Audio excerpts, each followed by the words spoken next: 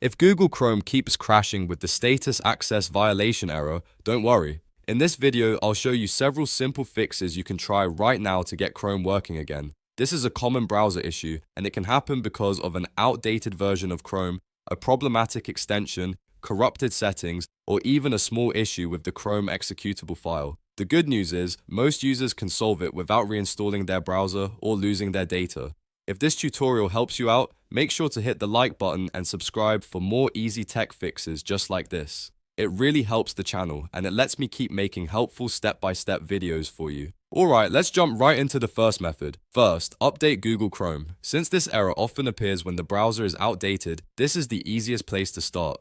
Open Chrome, then click the three dots in the top right corner to open the menu. From there, hover over Help and then click About Google Chrome. Chrome will automatically check for updates. If a newer version is available, it will download it for you in the background. Once the update finishes, you'll see a relaunch button. Click that button to restart Chrome and apply the latest update. After relaunching, test the browser again and see if the error is gone. If the problem is still there, the next method is to rename the Chrome executable file. This may sound unusual, but it can sometimes help if Chrome is being blocked or affected by a file-related conflict.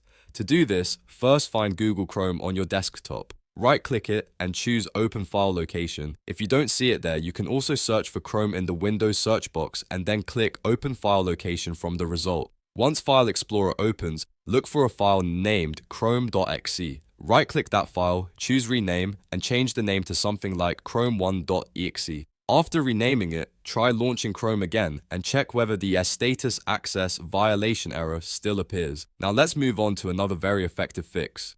Resetting browser settings to default. Sometimes the issue is caused by a bad setting, a hidden conflict, or a change you may not even remember making. To reset Chrome, click the three dots again and go to Settings. On the left-hand sidebar, find and click Reset Settings. Then select Restore Settings to their original defaults. A confirmation window will appear telling you what will be reset. Read that notice carefully, and if you're okay with it, confirm the reset. This will bring Chrome back to its default state without removing everything from your computer, and it often clears out the issue causing the crash. If you still haven't fixed it, the next thing you should do is disable unnecessary extensions. Extensions are useful, but a faulty or outdated one can absolutely trigger browser errors like this.